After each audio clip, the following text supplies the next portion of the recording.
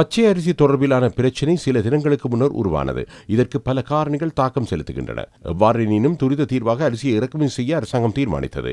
அதற்கமைய நேற்றைய தினம் வரை 5000 மெட்ரிக் டன் பச்சை அரிசி இறக்குமதி செய்யப்பட்டது.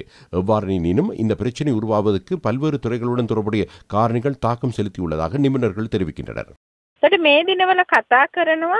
தற்போது சந்தையில் அரிசி தட்டுப்பாடு தொடர்பில் பேசப்படுகிறது. பச்சை அரிசி தட்டுப்பாட்டுக்கு காரணம் அவித்த நிலையில் வைத்து அதனை சந்தைக்கு அதிகம் விநியோகித்து அதனை சரியாக பிரித்து சந்தைக்கு விநியோகிக்காமையே இந்த தட்டுப்பாட்டுக்கு முக்கிய காரணம். நாம் அறுவடை இடம்பெற்ற உடனேயே பச்சை அரிசியை சந்தைக்கு விடுவிப்பதில்லை. காரணம், சமைக்கும் போது உடையலாம், பழுதாகலாம்.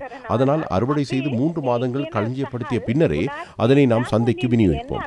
அவித்த அரிசியை விட பச்சை அரிசி அறுவடை இடம்பெற்ற உடனேயே குத்தச் சென்றால் அது அதிகமாக உடையும்.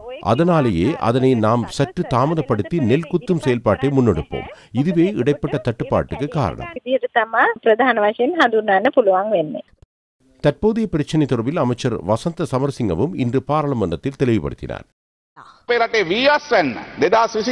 எமது நாட்டில் 2024ஆம் ஆண்டு 4.9 மில்லியன் நெல் அறுவடையே இடம்பெற்றுள்ளது. 1.5 மாதங்களுக்கு தேவையான அரிசி எமது நாட்டில் இல்லை. இங்குதான் பிரச்சினை ஆரம்பமானது. அதேபோன்று கடந்த அரசாங்கம் ஜனாதிபதி தேர்தல் காலப்பகுதியில் மக்களுக்கு அரிசி விநியோகிப்பதாக கூறி தெற்கில் உள்ள சகல பச்சை அரிசியையும் 10 ரூபாய் அதிக விலைக்கு வாங்கி பச்சை அரிசி சாப்பிடாதவர்களுக்கும் விநியோகித்தார்கள். இன்று நாட்டில் சிவப்பரிசி தட்டுப்பாடு ஏற்பட இதுவும் ஒரு முக்கிய காரணம். இந்தியாவிலிருந்து கொண்டு வருவதற்கு அங்கு சிவப்பு பச்சை அரிசி இல்லை. இந்த தட்டுப்பாட்டை நிவர்த்தி செய்ய முயற்சி எடுத்து வருகின்றோம். ஆலைகளிலும் அரிசி இல்லை. அரிசி குறைவதற்கு முக்கிய காரணம் சிவப்பு அரிசியையும் வெள்ளை அரிசியையும் நாம் மாவாக மாற்றுகின்றோம். அதேபோன்று பியர் தயாரிப்புக்கும் வழங்கப்படுகிறது. மாதம் ஒன்றுக்கு 1500 மெட்ரிக் டன் அரிசி இதற்காக வழங்கப்படுகிறது. தொழில்துறைகள், பண்ணைகள் உள்ளிட்டவற்றுக்கும் இந்த அரிசி விநியோகிக்கப்படுகிறது. அதனை அடுத்து அறுவடை குறைவினால் ஏற்பட்ட இடைவெளியே அரிசி தட்டுப்பாட்டுக்கு காரணம்.